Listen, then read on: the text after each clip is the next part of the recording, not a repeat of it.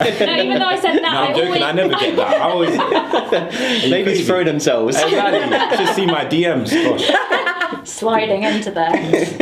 They're all coming through for Sam now. Watch and see. Are you on Insta? I am. Yeah. Girls?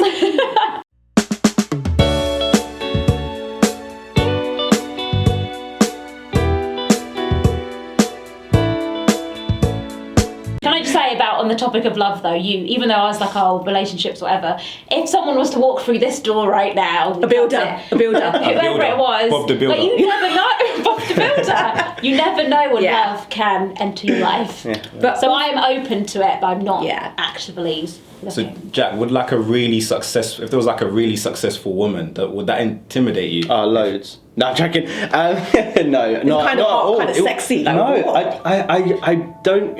If she was like buying you cars and paying Buying your me rent. cars? Yeah. Oh, yes. Yes, love it. My name is Jack, also known as LB Chicken Nugget or Nugget. That's a new thing, and I never knew that about you. Cool.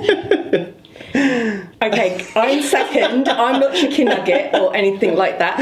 I'm just plain old Sam Javid. No relation to the ex-chancellor. Yeah. Hi, my name's Vina V. I help build up businesses on YouTube. I love tea, cake and long walks in the countryside. Awesome. So I've brought you guys on today to talk about the topic of entrepreneurship and business and just kind of like have a discussion, really, helping people out who are thinking about becoming entrepreneurs, but maybe they're struggling with that decision. What made you become an entrepreneur, Vina?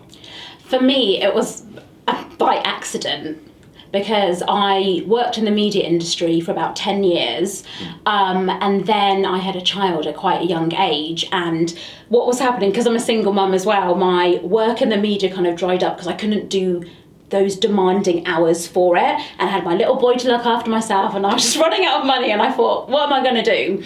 So I actually just had to go from interviewing all these kind of A-list celebs and being on radio to just being behind a desk and being a receptionist. But I did that for about 2 years, and then I thought, I can't do this anymore, because you know when you go to a job and you're literally crying inside, I was literally like, I can't, there is more to life than this. So I really, in a way, didn't have another option, because I didn't go to university. I didn't have any other skills except the media. And I thought, how can I use those skills? And I just thought, I'm going to start basically filming. That's how I got into entrepreneurship. I was never in front of the camera. I was just filming like training videos for corporate companies and for like other businesses as well. So that's how it all started. So let's talk about you. You mentioned that you was like to the point of crying at work, and no, to the point I did cry. Well, you crying at work.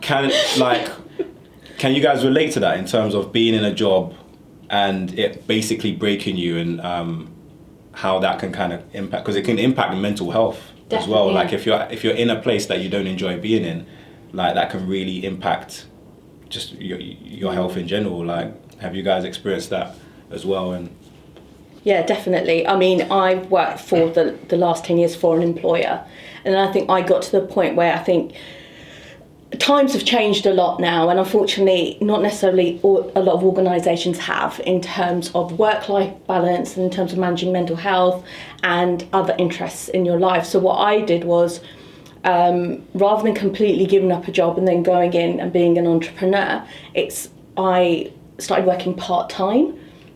So I've still got money coming in and covering the bills, but also developing my own business on the side on other part-time hours. So getting that off the ground, whilst also doing what I love doing, which is presenting and doing YouTube videos, which I put out about once a month. So I try to create the best of all worlds for myself. And one day I'd love to be a full-time entrepreneur. Who wouldn't, managing your own hours and things like that? But it isn't necessarily for everybody. But sometimes it does take a process to get there. So who would you say, this is a question for everyone, but what would you say that there's a type of person that is fitted to be an entrepreneur? I really feel the quality, you've got to be so resilient. You've got to accept there's going to be a lot of rejection. You've got to be good at time management, because you don't have anyone telling you what to do. So even now, sometimes I'll be sat there working and I'm like, oh, am I supposed to be doing this? Or I should really be working on something else, because you've got nobody telling you what to do. And sometimes when you don't have that feedback, it's like, am I doing the right thing? Am I going in the right direction? You don't really have another person to... You've really got to... you've got to be a self-starter. Yeah. Like, you can't wait around for things to happen when you're an entrepreneur. You've got to literally go out and do it and really overcome that fear quickly. Yeah. Because sometimes I even get scared, like, calling. I know it sounds really weird, but sometimes I like to pick up the phone and call someone. I like have to write down my script even now sometimes. But it's getting over that fear of doing things, and you've just got to get out there and do it. I think for I agree with you, and like we work with like clients who are entrepreneurs. Yeah. And it's sometimes heartbreaking when I'm working with someone and you're like, do they have the ability to do I have the ability to take them to the next level? Because sometimes they, like, being an entrepreneur, there's so many things that go wrong all of the time. Yeah. It's very rarely that you're going to have a day that just works out perfectly. Your website's going to crash, and then your bank's going to call you and say you have no money in there, or so you're going to lose your card, you're late for a meeting. That's just the life of an entrepreneur. And if you can't handle that, then it's very difficult. But at the same time, if someone hates their job, like, can you advise them to be like, no, you shouldn't be an entrepreneur because you don't have the... so it's difficult, because some of the skills you learn and some of the skills, like, there's people who I know who are just extremely unorganized, but they're still trying to be entrepreneurs and they're still pushing forward. And I think you can always outsource as well. So even if you're not great, I know I mentioned time management, if you're not great at that, you could just hire a VA at some point, or if you don't have the money for that, you can like swap skills with someone else as well. So I think there are ways around certain things, because some of the most like biggest company in the world, they haven't got maybe or necessarily the qualities of a traditional entrepreneur. They've just built a really great team around them. But I think if you want to be an entrepreneur, it's like, give it a go. Yeah. Would you say entrepreneurs are born or built? I think they're built. Okay. Yeah. 100%. Would you guys agree? Yeah, definitely. I think there's an aspect of working in jobs where you hate what, like you said earlier, like you feel like you want to cry, really drives you to understand what your passions are and seeing the opportunities that may be there when you look for them. I worked in retail for many years, and I had the luxury of being able to just kind of give up for 3 months and go traveling, and I was lucky. But I know some people that had to pay the bills, had a lot to kind of pay for, and it wasn't until they realised the opportunities were there, and then they became entrepreneurs and they started doing their own thing, becoming YouTubers. So I think anyone can become an entrepreneur, but I think you just have to be confident enough in yourself and sometimes hate what you're doing enough to give yourself that boost of... Good point. And also, going out to work, being employed means you work conventionally Monday to Friday. Yeah. When, as an entrepreneur, I work from Monday to Sunday, 365 days a year. So you have to love the entrepreneurship element of it. You have to love what you want to go into enough to dedicate, That brings on an interesting topic. So balancing life as an entrepreneur, life and family, because I get criticised a lot that I work too much. But this is the thing, because I think when you're an entrepreneur, it doesn't feel like work.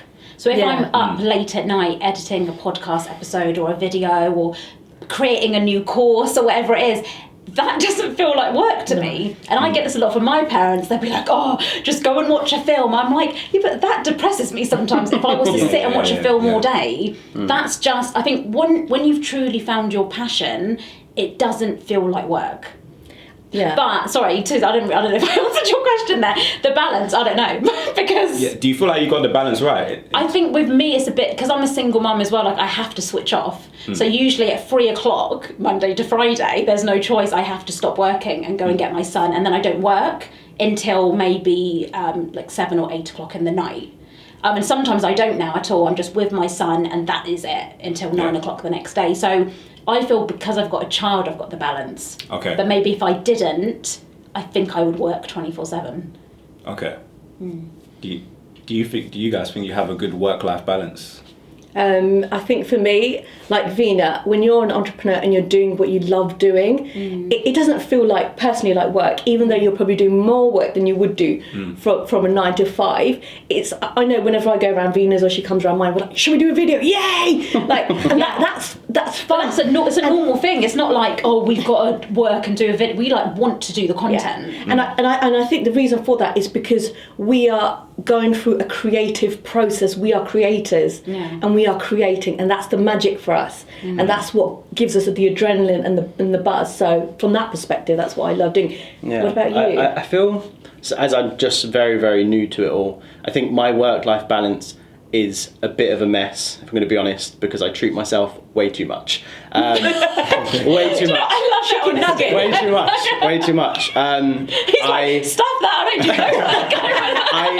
I spend a lot of time doing the fun side of the creative content side, and not enough of the proactive, editing the videos, writing content, and that is my downfall. And also I like partying, and I do get invited to Can I just say, things. in Jack's defence, a little defence, when you are having fun, that is when you actually have true success as well, though. I was going to say, I think treating yourself in anything as well in life, even in like working in retail for years, I treat myself like the paycheck is the day that I will go out and I buy a new pair of trainers, and that will give me the inspiration to carry on, because you've done something for yourself, you've earned it. And I think that's what entrepreneurs, I think, are worried about when they don't make what they're expecting, and it's the expectation of, because I'm doing it, I should be worth this, but it's knowing your worth. And I think that's such a good point you said as well, because I don't know about you guys, but if I like get a client or someone buys a course, even though technically it's payday, I see that money as, now I need to put that money back into my business, or I use some of the money to pay bills, so I'm not really actually treating myself when I'm getting that money. So maybe that's the difference as well. Where I agree. I think for me, it's I've always lived by the rule, because I've been an entrepreneur basically ever since my working since he was born. So he wasn't napping. Yeah, I was selling milk to my mum. So I think I don't want your milk. I want to give you some milk. I want to create milk. I was producing that. I mean, that kind of sounds a bit. I'll edit that bit. But but I think I've always kind of worked by the concept of delayed gratification. And so I always think, okay, cool, I've made this amount of money. If I invest it back, then I can make more next month or even next year. So I never really think about today's work as today's work. I always like the money that I make is quite passive income as well. So a lot of the money that I will spend today, I've made it like last year, or the money that I would make today, I made it last year. So it's either a video that's doing really well or a course, or so I always think about delayed gratification. If I'm buying something today, then it's taking away from the Sam next year kind of thing. So it's like it is difficult getting that balance, but when you know that your journey is going to be quite long, then you don't rush it as well. So it's like getting that balance between not like every single penny being put into the business. Like you have to kind of sometimes take a break and treat yourself and stuff like that, and knowing that it's going to take a while. It's going to take a few months, maybe even years, to really get somewhere kind of substantial. I think you're absolutely. I think one of the most difficult lessons I had to learn was that when I became an entrepreneur, you see lots of videos out there saying, if you want to earn this amount of money, one day I woke up and I earned this amount of money, or one day this person knocked on the door, and then you think, oh, like it can suddenly happen, but sometimes, realistically speaking, you work up to that point. I think sometimes we don't hear those stories, the realistic stories. No, we don't. About the hard, the graft. Be realistic. You know, we hope that things are going to happen, and sometimes they do. But on generally speaking, you've got to work really hard. Be realistic, but be optimistic. And I think that's really an important lesson as well, isn't it? Be 100%. Willing to put in the graft. 100%. You have to work relentlessly. Yeah, I do feel like there's a big aspect of what I'm slowly learning is on the flip side of treating yourself. There is a lot of sacrifice you do have to give.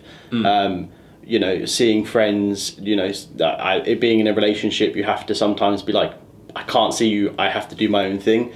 And if you're in that position, I think it's great to have a community around you that is willing to support you. And I think that's a big thing that I'm now slowly learning is having to commit and give up some of the funds and treats I did have. It's all right. All right. It's cool, Jack. Chicken nuggets. I think it's about finding those stories within your niche, whatever that is, as well. Because even I know me and Sam do, well, both the Sams here do YouTube as well. And I heard something the other day on someone else's video, which I was like, wow, I want to repeat this to my clients, because sometimes they'll make 20 videos and they'll be like, oh, I'm going to give up. I'm like, you've only made 20 videos, and a stat came out recently, and you have to make, on average, more than 1,000 videos to get 1 million subscribers. 1,000, that's a lot of videos, and it's still a high number for 10,000 subscribers and so on. But again, it just proves the point of you've got to keep going, and it's It's not. If it was easy, everybody would do it. Yeah, and not everyone is doing it. I think as well, like one of the biggest things that you can do to deter yourself from being successful is setting yourself like these age goals as well. Being like, oh, I want to be here by 40 or by 35, and then you reach that age and you're like, oh, I'm not there yet, I'm going to give up, or I'm depressed or something. Like really, we can set a goal, but we don't really know how long it's going to take to get there. Sorry, do you know why I'm laughing? Because I tell this story to this Sam all the time. Anytime. I knew she was going to say this, guys. I knew this was...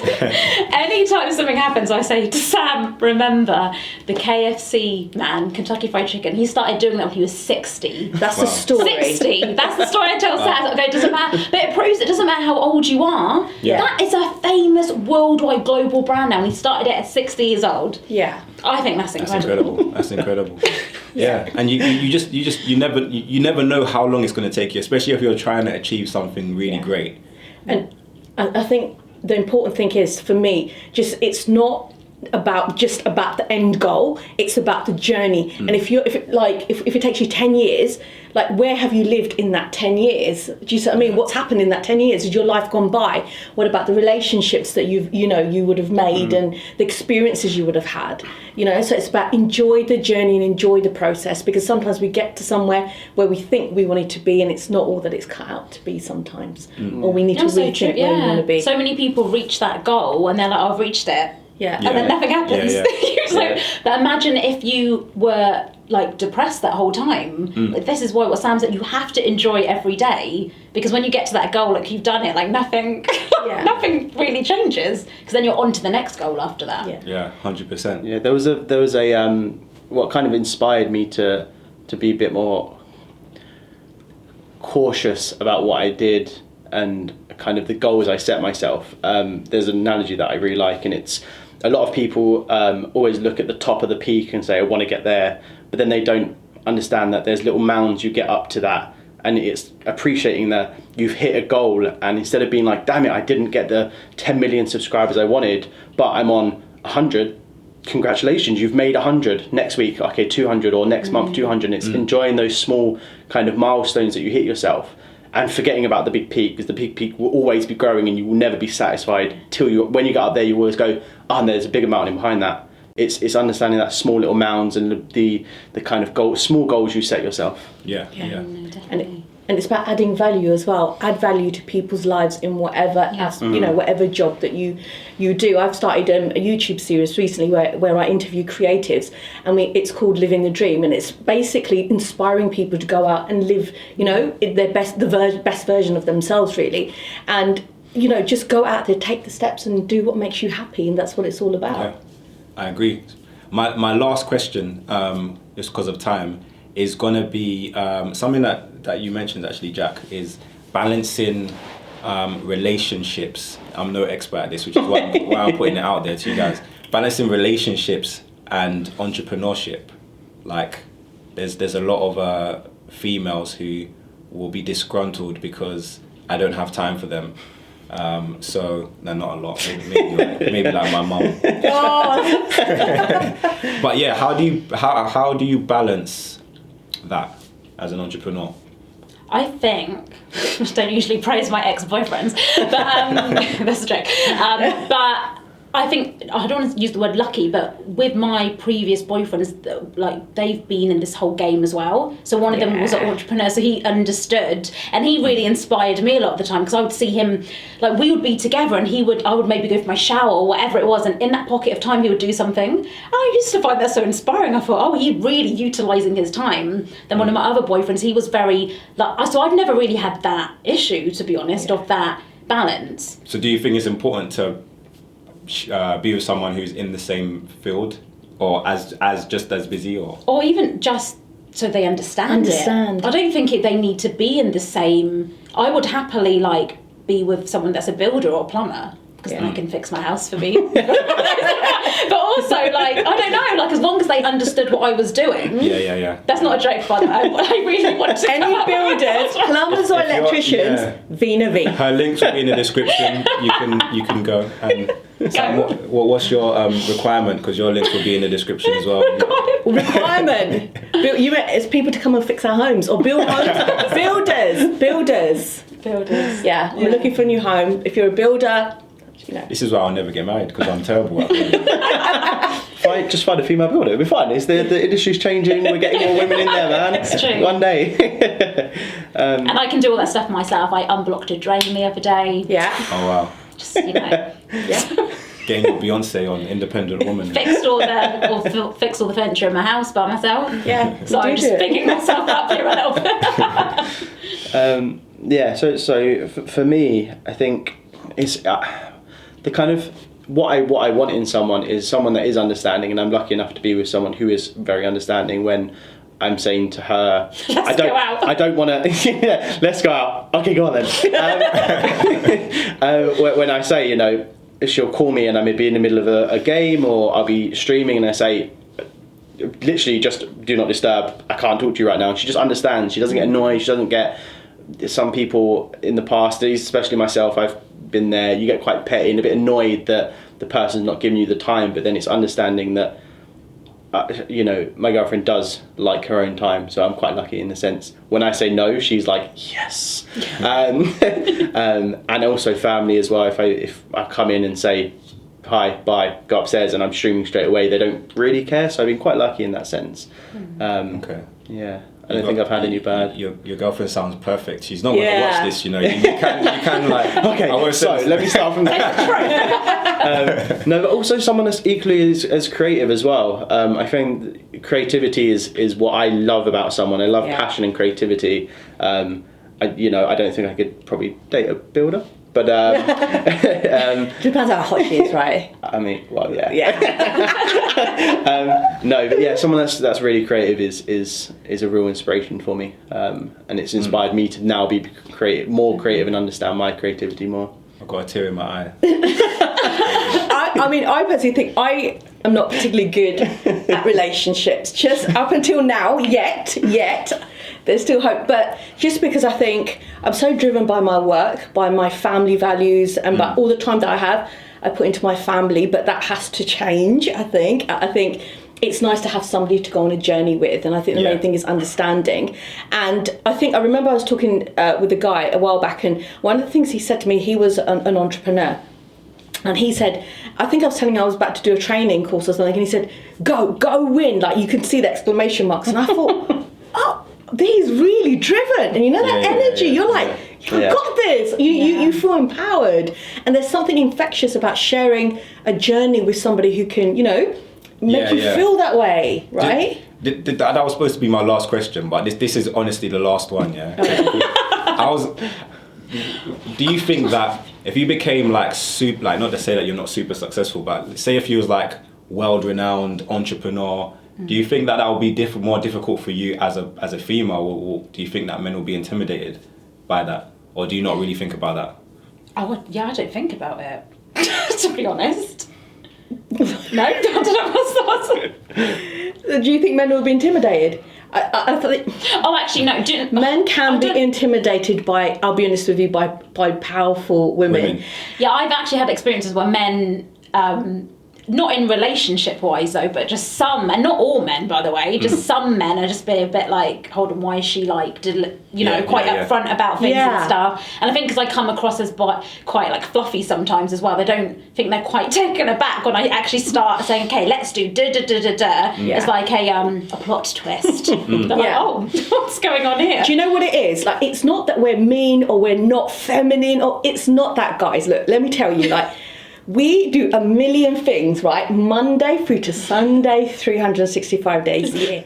So all we want to do is like, okay, so when we're talking, we're like, okay, I've got to do. It's not that we're being rude or a matter of fact, it's just because we've got like things to do. And then suddenly it's like, just communicate, just, do you see what I mean? Develop that understanding. And like I said, it's not because we're not feminine, we are, we love. We want to be treated like princesses as well, right? Of course we do. So you say that now, yeah? Okay, maybe I do. No, Vina doesn't. I feel like I'm in the wrong headspace now, to be honest. I'm not even your question. Like, I'm not thinking about relationships right now. That's why I'm a bit like, I'm not really. Do you know how many times I've heard that statement? I'm not ready to. No, but okay, look. Even though I said that, I'm joking. I never get that. I always. Ladies throw themselves. Exactly. Just see my DMs. Gosh. Sliding into there. They're all coming through for Sam now. Watch it. Are you on Insta? I am. Yeah. Girls. Can I just say about on the topic of love though, even though I was like, oh, relationships, whatever, if someone was to walk through this door right now, a builder, whoever it was, Bob the Builder. But you never know, Bob the Builder. You never know when love can enter your life. But so I am open to it, but I'm not actively. So Jack, would like if there was like a really successful woman, would that intimidate you? Loads. No, I'm joking. No, not kind of hot, kind of sexy. Like, no, I don't. If she was like buying you cars and paying buying your me rent, cars, yeah. Oh, yes. Yes, love it. Yeah. No, I even growing up, I get confused as why men are scared of women, because I get inspired by whoever is inspirational and whoever is giving me what I'm looking for. Then I don't care if you're a man, woman, dog. I don't care. Lassie was a great dog. Like, I'm going to say it. I think people that are scared of a woman or a man being successful just shouldn't be. Like, look at the positive things that they're doing and focus on those, and don't focus on, I don't want to sound bad, but some of your own insecurities. I think it's just understanding, accepting that you may have these insecurities and where are they coming from and how can I develop them into something that's a positive outcome, because what's the point of being bad, you know? I think, and it's what you just said is using it as motivation. Like, I see a lot of, like, I follow a lot of men on YouTube, like Gary Vaynerchuk, Grant Cardone, Sam Day, of course. But all of these men, but that actually motivates me, because I'm like, hold on, I want to encourage other women, and I want to be one of those women as well, that people can watch my videos and get inspired by that as well. So I use it more as, if I see something and it's all men, I don't think, oh God, look at all the men. I just think, okay, do you know what? Let's change that, and it motivates me to get better. I'm not gonna lie. I was intimidated when I was younger. I think I am quite now. I was dating. What, by strong women? No, just by women, successful women. Like, I feel like we can be. What we can be aspect of it though? What aspect of it? I don't energy, know. I think it's money just wise, I think it's just a pride thing. And it's something I need to work on. But when I was like, goodbye. When I was younger, my girlfriend at the time, she got a car before me, and that made me feel a kind of way, because I was like, I want to be the one like picking you up and dropping you, and like, I'm the guy, you know. I should be. So you're doing it more from a sweeter point of view. Not even. I don't think it was sweet. I feel like I should be the man. Like, I should be the man. Should be coming to my house. Like, if I don't have a house and she has a house, and I'm always going over there, and she's like paying my bills, and I'm like, that's, you know, I feel like I can see why it could be like demasculating for a guy. Because we're brought up in society with the man and it's still like this really. If you think about even Disney films, my favourite films, it's still usually always, you know, the man goes out, saves the princess. We've been brought up on that, so maybe that's where Yeah. that comes in as well, maybe. But Yeah. but also your timings were different. It could be that maybe she's ahead in certain elements now, but later on down the line when you've built yourself up, then You'll you catch take up. over and you will do some things, and she has that time where she maybe wants to stay at home, raise the kids, and you will take over that. Do you see what I mean? Well, she ended up leaving me, so I guess I don't think it really worked out. But anyway, that's probably about all we have time for. Thank you guys so much. No. So today we are going to talk about all the ways that you can make money from YouTube that isn't... Just using Google AdSense. No, that isn't using Google AdSense. That isn't using Google AdSense. That isn't... Right, let's do it. I should have really prepped you. I didn't prep Wait, what you. did I say? Just using Google? So I'm going to without say... using Google so AdSense. today we're going to talk about all the ways that you can make money from your YouTube channel... Without using AdSense, or without just using AdSense. Without Google How to make AdSense. without Google. Without Google. No, that to isn't make- Google AdSense. How to make money on YouTube without